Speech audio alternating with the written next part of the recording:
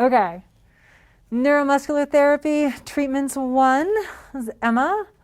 We are doing our final demo today, number 13, and we are going to cover Gastroc, Soleus, and Tibialis Anterior. There's certainly a lot of other muscles in the lower leg that deserve a lot of attention, but we are just going to focus on these 3 today because they are the biggest culprit for heel pain that we're going to encounter with our clients and with plantar fasciitis. Plantar fasciitis can have a whole bunch of different causes, which means there's a whole bunch of different ways to find a solution for it. But gastroc and soleus, both of those muscles become the Achilles tendon. The Achilles tendon doesn't really stop at the calcaneus. Fascially, it encapsulates the calcaneus and then becomes the rays of the plantar fascia. So if you have any dysfunction going on in gastroc and or soleus, it's going to be creating excess tension through that plantar fascia. I also like to make sure that I'm giving attention to tibialis anterior whenever I have any problem going on with the posterior compartment of the lower leg, with the Achilles tendon, the heel, or the plantar fascia, because it is the only muscle, this little tiny muscle, that is the antagonist for the gigantic gastroc and soleus. And if you have a dysfunctional antagonist, you're not going to be able to generate the power you need to generate. So you tend to find a lot of issues in tibialis anterior whenever you've got dysfunction going on in gastroc and soleus. Conversely, if you have dysfunction going on in tibialis anterior, which typically shows up as a quote-unquote shin splint, oftentimes you can do all the work you want to do through tibialis anterior and you're not going to create profound change for your client until you get into gastroc and soleus. So this agonist-antagonist relationship is really key. So let's start by taking a look at Quincy's lower leg. So as usual, I generally do a little bit of fussing of my client's position.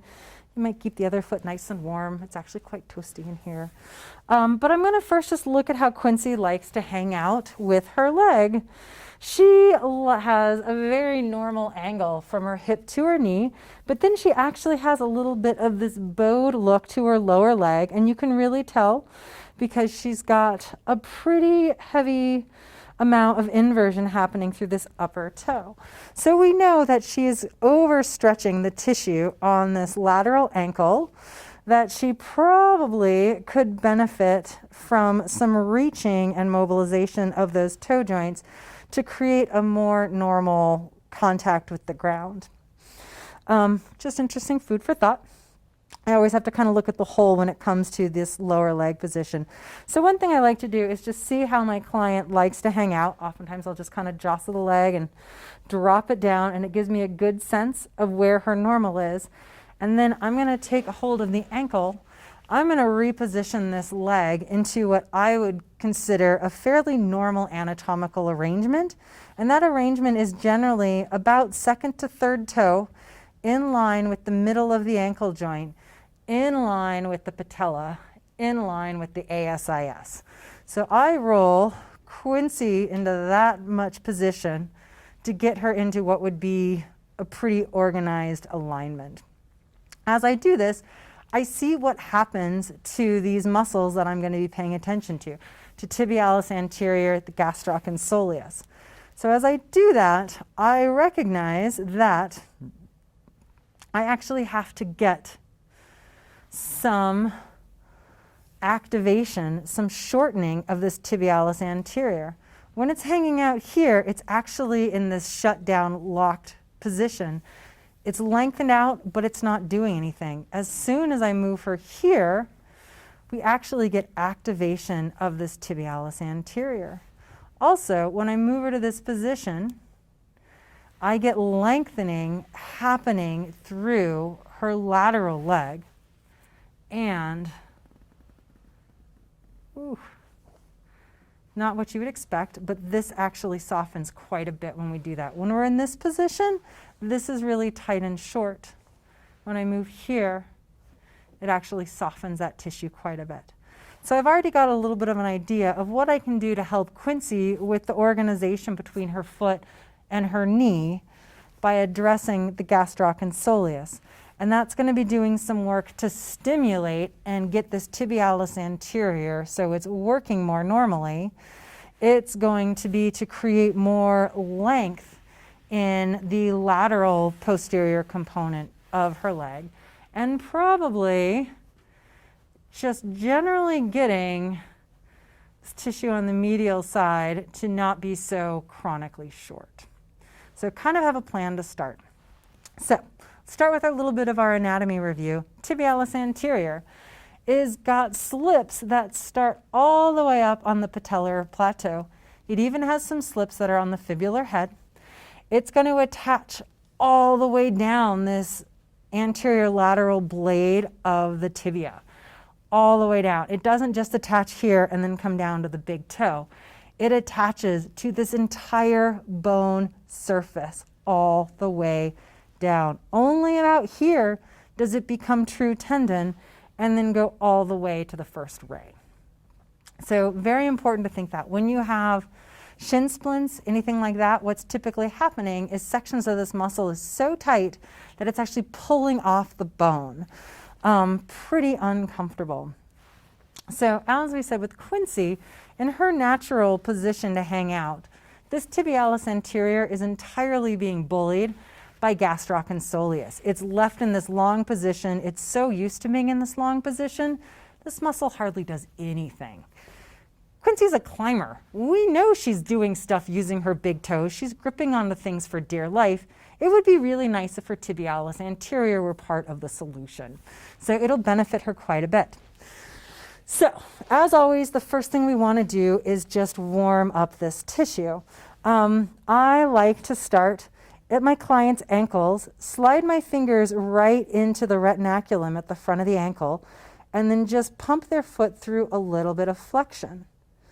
What I'm doing here is gliding all the tendons that cross the anterior part of the ankle joint, and I'm getting that talus to gently start moving and gliding back. If our client has any amount of tension, overdevelopment in that posterior lower leg, the talus is naturally going to be sitting a little bit forward, and it's just nice to remind it that it can kind of pocket back. Nice and warm. Then I'm going to want to come into the actual tibialis anterior. Super strong muscle. I like to use my palms and just kind of suction cup this tissue up. I might get down table height. I might just get nice and low. And I'm kind of lifting the tibialis up and onto the top of the tibia. Going all the way up. Should actually feel really nice. I'm then going to come in and do a little bit more specific work. I'm going to take my thumb, support it with a finger, and I'm going to try to follow up this lateral aspect of the tibialis anterior, just freeing it from the peroneals, which are the next most superficial and lateral thing on this side of the lower leg. So just kind of getting in there, doing a little jostling, just creating individualization of this muscle.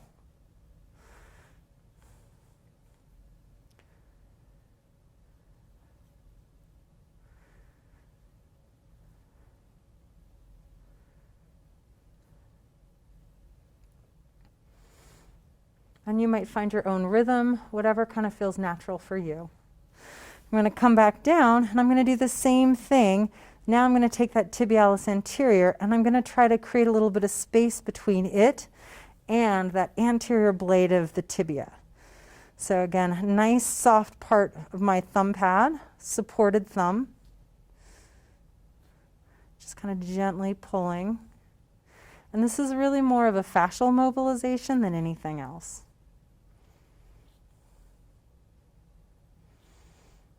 Ooh, nice and sticky in there.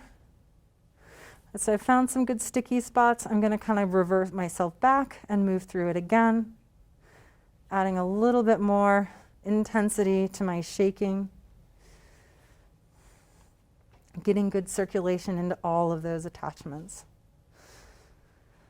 All right, now I want to actually go through the meat of this muscle and see if I have any binding in this muscle. It's always tricky with the muscle that's a little deactivated because we don't want to do too much deep aggressive stripping work in this muscle.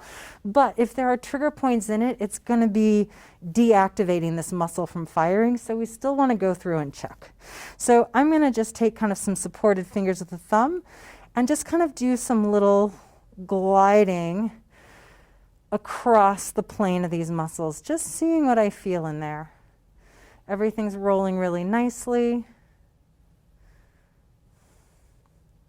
Nice rhythmic work. It's generally fairly relaxing to your client, but then you're going to get into some interesting business, which is what's happened right here for Quincy, which I'm not surprised. This is that same region that I was finding that stickiness in the fascia right as it connected into that anterior blade. So I'm going to reposition myself down, find some of that where I find the most density in that tissue. Just right there. So I'm going to reposition myself. I'm going to support my thumb and glide right into that tissue. And this tissue has a tendency to change really fast if you get into it specifically, which is nice. Ooh. It can be pretty rolly. There's not a lot of options to get at this tissue. So if you're finding yourself rolling off a spot in tibialis anterior you're trying to go for, I'm going to slide underneath the zone. I'm going to press up into it, and I'm going to not use as much force and try to slowly sink in there, having to be even more sneaky than normal. Reposition again.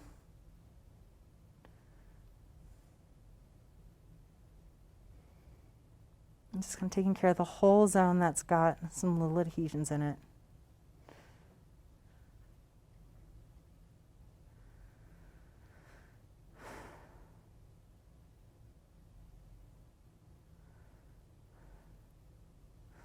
And finally, I'm kind of almost through this zone that's really taut. Yeah, feels nice. Moving through there, I'm just checking out that lateral aspect again. Feels really good.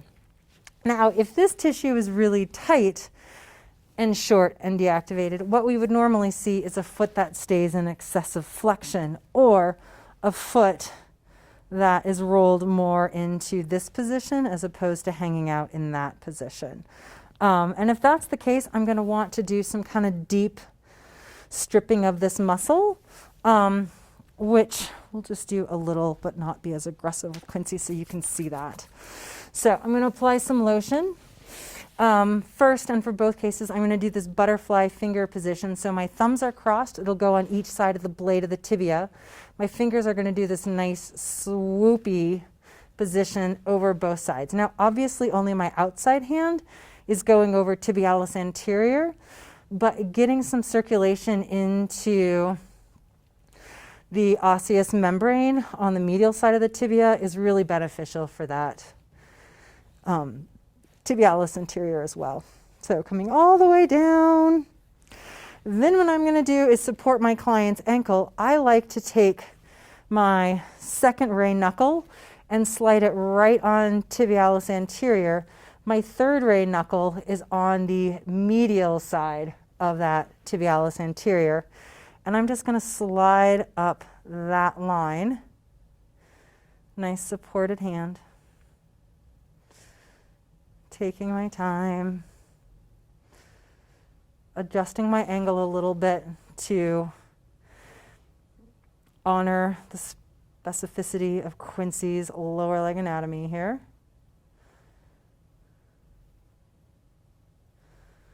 All the way up. I'm going to come back down to her ankle, and now I'm going to take my third ray knuckle and put it on the lateral side of that, and use the second and third ray knuckles to go up that tibialis anterior. So I'm more into the meat of it, doing a nice lengthening stroke. There's no reason that you couldn't actually do this type of work to this muscle going from superior to inferior. It just doesn't work really great for my biomechanics, but you might find a way that works really well for you. You don't need to worry about any lymphatics or any venous stuff on this outside aspect of the tibialis anterior. And then finally, I'm going to take my other hand and do one more pass. This one with those knuckles is getting into the very lateral aspect of tibialis anterior, and it's going to be getting a bit into those peroneals as well.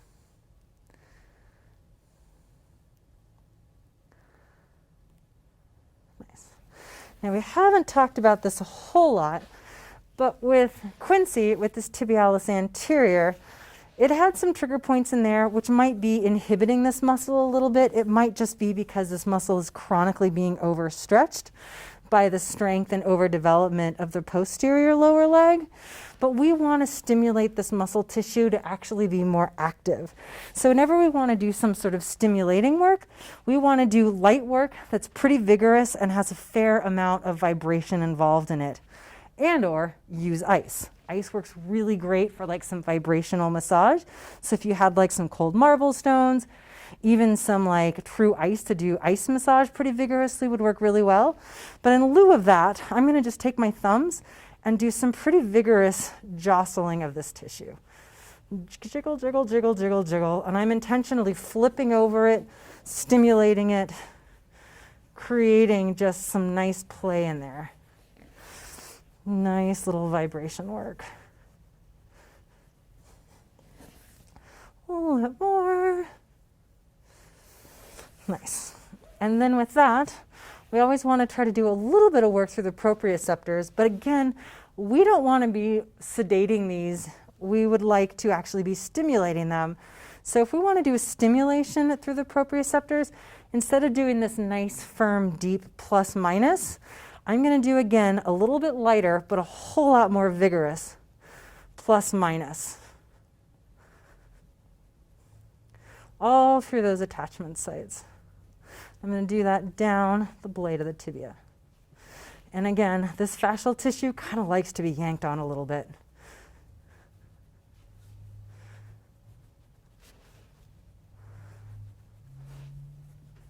Oops, a little slip there. All the way down. Nice. And then I might even do just a little bit of that flexion mobilization, reminding your tissue what that normal feels like, or more normal.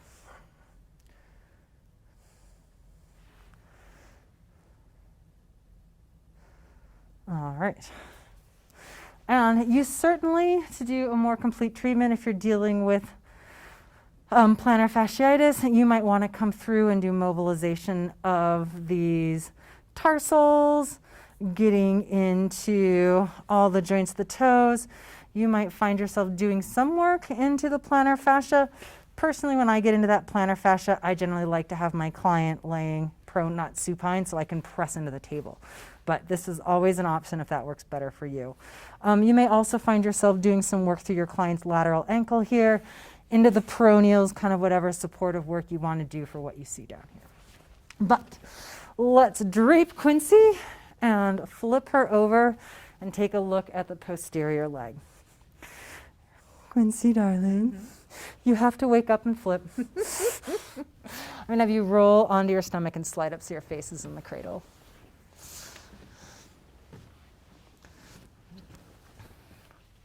And you guys probably watched me do something that Alan would absolutely abhor, and it is that I just flip my client with the bolster in place.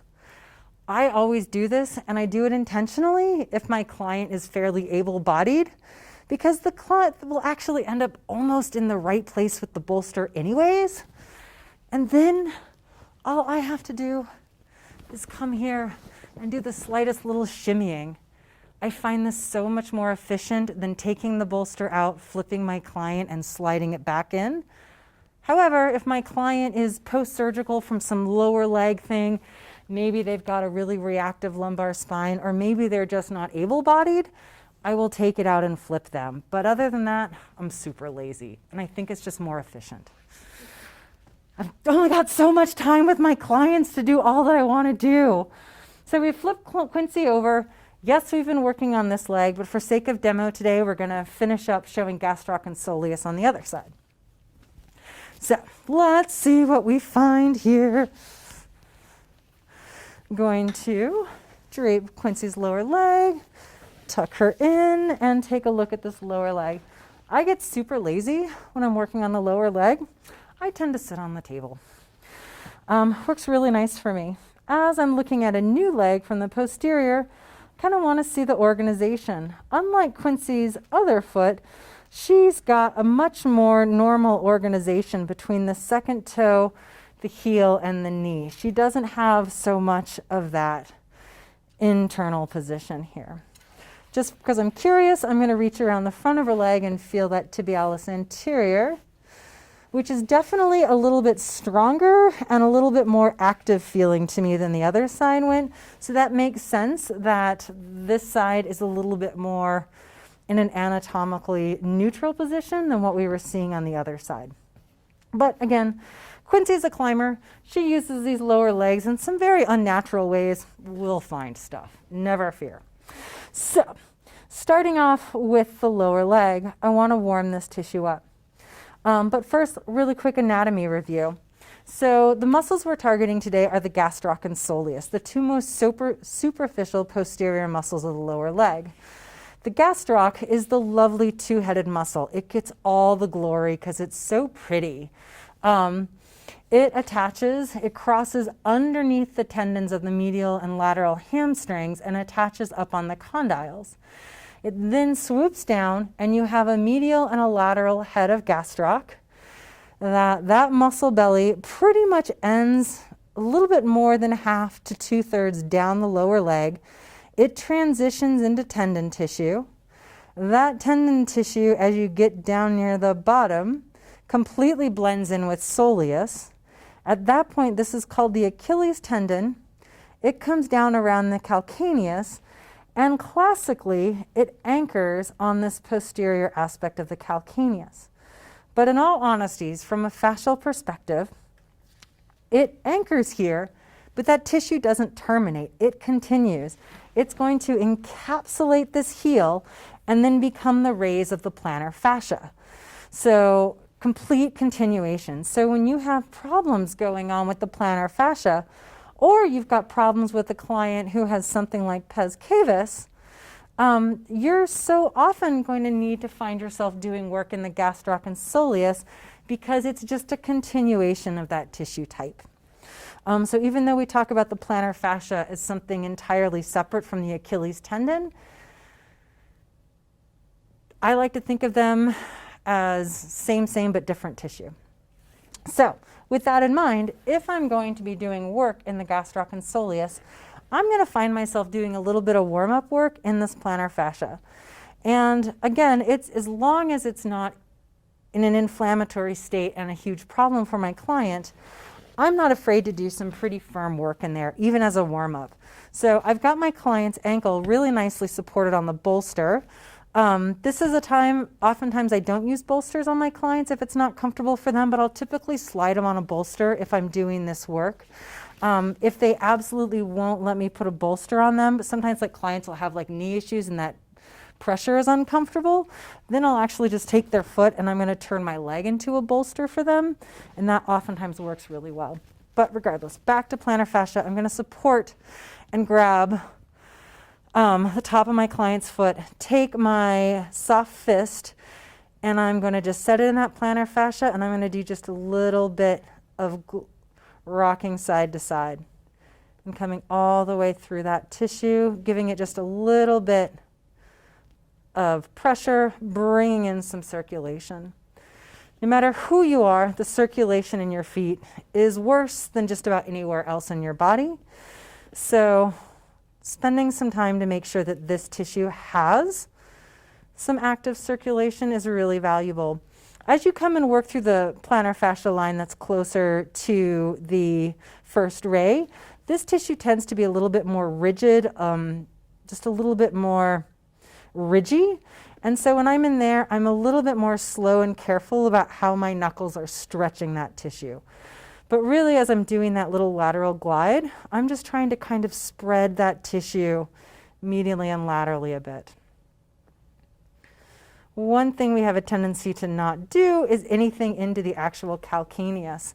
I'm going to take those knuckles of mine again, and I'm going to push them firmly into that calcaneus and see if I can get some warming in there. I'm going to rock them back and forth around as much of that surface as works for my anatomy as how it matches up with my clients.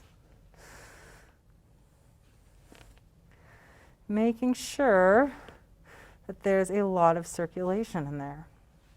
I'm then going to come over onto this posterior aspect, kind of on that calcaneal Achilles attachment. This part of the body has terrible circulation, which is really misfortunate because this Achilles tendon is a really strong, important attachment point for some incredibly strong muscles. It's one of the big reasons why we see so many Achilles tendon injuries and so many bone spurs on the heel. So to get circulation in this heel, I really like to take kind of this cupping motion, and this is an Eastern technique. And I'm going to kind of like palm the heel and pull up and flick. And just get kind of this nice little almost like snapping motion. And what this is going to be doing is pulling in a fair amount of circulation into that calcaneus, into that calcaneal attachment. And usually as you start, you don't get a very good snap, and maybe you could tell that the first two I did with Quincy, but then it suddenly got to be more of that snap. And honestly, that's just that ability to get more suction and circulation in there. So I've got some circulation going on in the plantar fascia. It already feels so much better. I've got this heel tissue nicely warmed up. Now I'm ready to go into this muscle tissue. So nice little Achilles tendon. I'm going to just take it, and for a warm-up, instead of a rapid breaking of this to warm it up, I'm going to do a very slow breaking. So fingers, index finger and thumb on each side of the Achilles, and migrate at one side, migrate at the other. So just gentle tissue stretch there. I'm going to slowly glide my fingers up and follow that. I did not talk about the anatomy of the soleus. So let's do that now. As I'm coming up this Achilles tendon, I don't get much above the medial and lateral malleoli before I start to feel this really dense tissue on each side of that Achilles tendon. That's actually the beginning of the soleus muscle. So the soleus is part of the Achilles tendon very distally, but it turns into muscle tissue much earlier, and it's deep to the gastroc. This lower portion of the posterior lower leg, this kind of triangle you see here, that's the soleus. All this under here, this is all soleus. Then it stays underneath the heads of the gastroc, and it comes all the way up, and it attaches on the posterior aspect of the tibia. So what's really interesting about having these two muscles, the gastroc that crosses the knee, the soleus that doesn't, they both cross the ankle joint. Obviously, the muscles, when they work together, they're going to be doing plantar flexion, right? Pointing the toe. The soleus, because it doesn't cross the knee, that is its sole job, is to do this plantar flexion. And it does not care what position the knee is in for it to do that. Gastroc, however, because it crosses the knee joint, is a strong flexor of the knee. So in general, if you have any flexion in this knee at all, if it is in any position besides straight, the gastroc, its firing, is going to be concerned with managing this knee joint. It's not going to pay much attention to what's going on down here at the ankle joint. So if there's bend in the knee, flexion or plantar flexion that's happening at the ankle, it's almost all soleus. Yes, the gastroc is working a little bit, but it's predominantly soleus. If the knee is straight in an extended position, then you're going to get maximal recruitment of that gastroc and some recruitment of the soleus. So that's really interesting in kind of your sleuthing project and trying to decide what you might be working and why. It's also really interesting if you want to send your client home to do some stretching, because if that leg is straight and you're trying to get some dorsiflexion, you're going to be predominantly stretching the gastroc. But if you bend that knee, you'll take the gastroc out of the equation and you'll be predominantly stretching the soleus. So, food for thought. Anyways, so we've come up, we've done some nice slow mobilization of that Achilles tendon.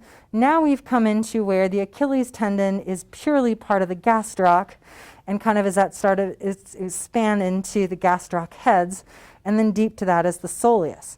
So as always, we would like to turn these into individuals. So I'm going to follow this line of the Achilles and keep trying to lift it up off the structures deep to it, which is going to predominantly be the soleus. If you have a really wide grip or a very delicate client, you might end up grabbing some of the muscles of the peroneals, maybe tibialis posterior. There's a few others that you might accidentally grab, but we're mostly concerned with separating the second most superficial muscle from the most superficial structure. And I'm just kind of going to glide through there all the way up until I get to the heads of the gastroc. Then I could certainly spend my time and separate those gastroc, or I could come right back down and finish separating out what I can get to of the soleus. So I'm going to come down to my Achilles again, get to that spot where the Achilles tendon becomes lifted on top of a firm muscle underneath it. That's the soleus. I'm going to slide my fingers to one side or the other of that soleus, and I'm just kind of going to fish in there with a supported finger, individualizing this tissue. And I'm going to take it all the way up. It's going to take me a little bit more palpation to feel the difference between it as I get around that lateral gastroc head. But I'm basically pushing that lateral gastroc head out of my way and seeing if I can follow that ridge of tissue all the way up until I get to the fibular head. I'm going to come over to the medial side of the soleus and do the same thing on the medial side.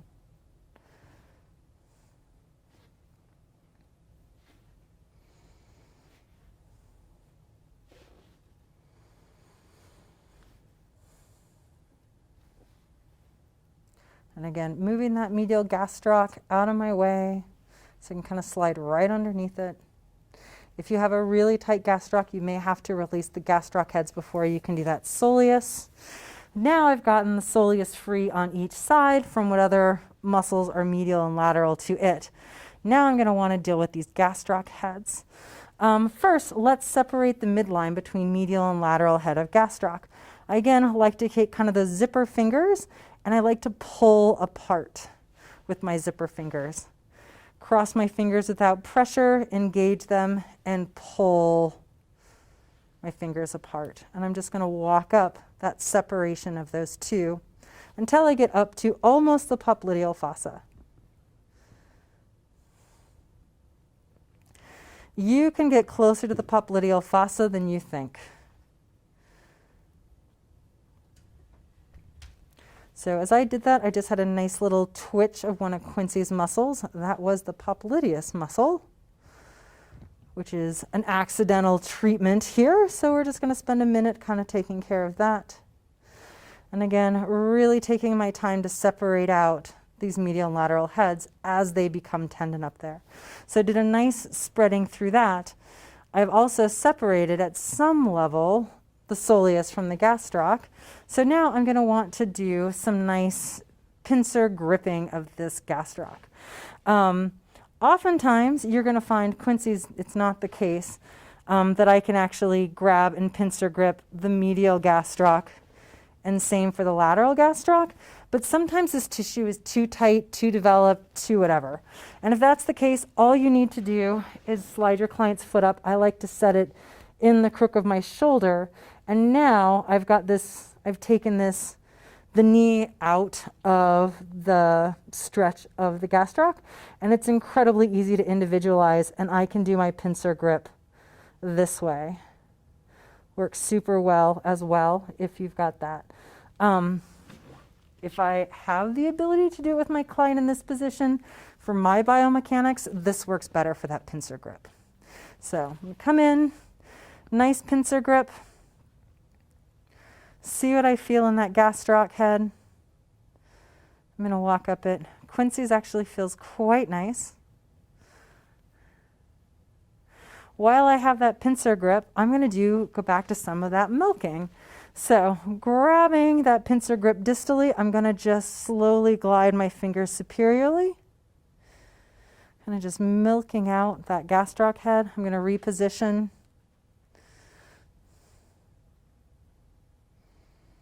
Reposition again. Depending on how big your client is, 3 or 4 little repositions is all it'll take. And then I'm going to do the same to the medial side. So starting with my pincer grips, feeling what's going on with that tissue. This is incredibly happy tissue, Quincy.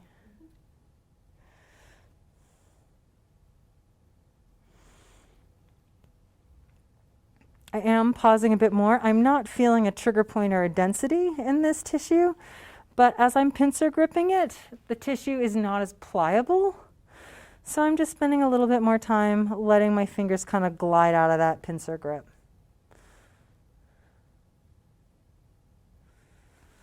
Always paying attention to what the tissue is telling you.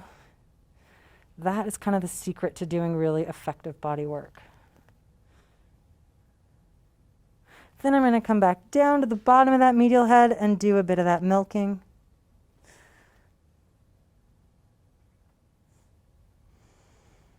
If somebody ever comes up with a better term for that, I'll be really happy. All right, so nice, happy muscle belly of the gastroc. Now I want to come in and do some more specific work through that soleus.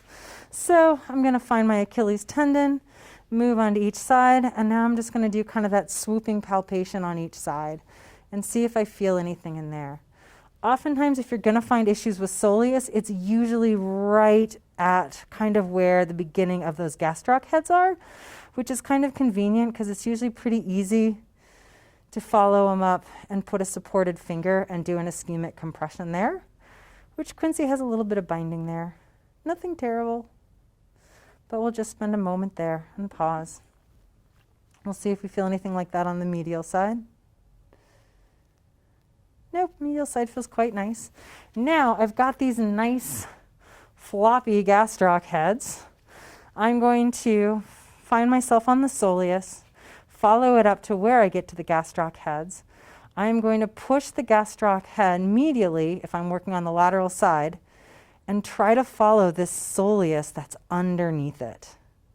So moving my fingers up, making some deep pressure on that lateral edge of soleus, and I'm staying on that tissue as I'm migrating towards medially, pushing that gastroc, which is nicely up and over my thumb.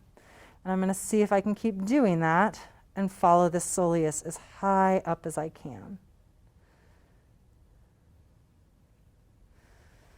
And again, when you get kind of around the fibular head, you're pretty much at the termination of that soleus. Let's try doing that on the medial side as well. So finding that beginning distal aspect of that medial gastroc head, feeling the soleus, I'm going to create a downward pressure into the soleus and then glide my fingers laterally, trying to get underneath that medial head of the gastroc.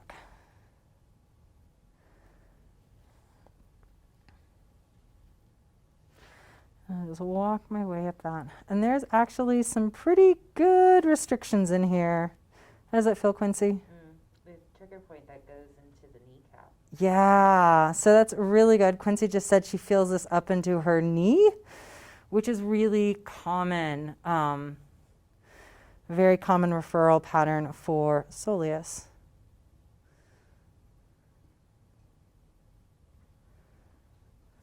Keep moving. Oh, another really tight zone. And so as usual, just being patient, working with the tissue. It will generally tell you what it wants to affect change if you take the time to listen. And slide up through there. Feels pretty nice. All right, now I'm going to apply a little bit of lotion and do some nice friendly strokes, doing a little bit of circles around that calcaneus, always needs circulation in there. I'm going to do some nice gliding on each side of that Achilles.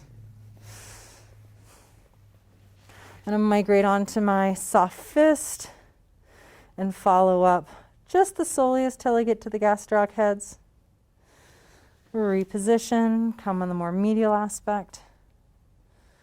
Because the soleus is a pretty flat muscle, you can do pretty easy gliding work on it. Doing a pass on the lateral side. Then I'm going to want to get into those gastroc heads, doing a nice little zipper stroke, separating medial and lateral. I'm generally going to take a forearm and push the lateral head medially and do a nice pass up that guy.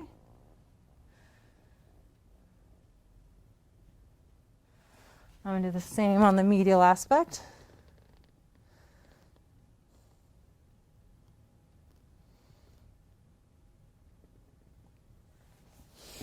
You can do several passes in there. Nice separation of these guys. And then if I was going to, I'll do whatever sort of specific work I want to do in the plantar fascia. Last but not least, we want to go back to our little plus minuses for all of these guys. So you can do plus minuses down at the metatarsal heads, getting in that plantar fascia. Just simple little plus minuses in there. Feels really good. You can even do that with your knuckles if you wanted to do a more broader space. Base of feet are pretty burly. You can put quite a lot of pressure in there, and it generally feels quite nice. I'm going to want to do the same thing right where the plantar fascia starts coming off of the more distal portion of the calcaneus. So sliding my knuckle in there, a little nice back and forth, a little nice up and down, reposition. I'm going to want to come to the true calcaneal attachment. I generally find my fingers work really well in here. And don't forget that this Achilles expansion actually comes around pretty onto the medial and lateral side of the calcaneus. It doesn't just come right there. So I'm going to come pretty far over and do my little plus minuses over here. I'm not going to worry if it kind of means I'm wagging the foot a little bit. Nice plus minuses.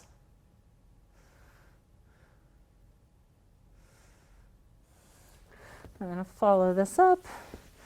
You are not really going to be able to get at the attachments for soleus, just because it's kind of deep on that plateau, but it is really nice to come up and get the attachments on the gastroc, which are on the medial and lateral epicondyle, which is a little tricky to get to.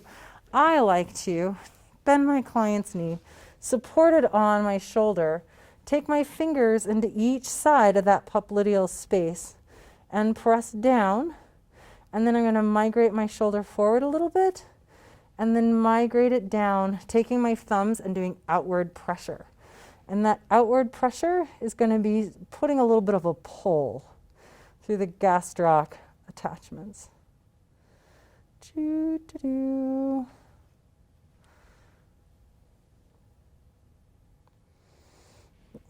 And then I'll come out.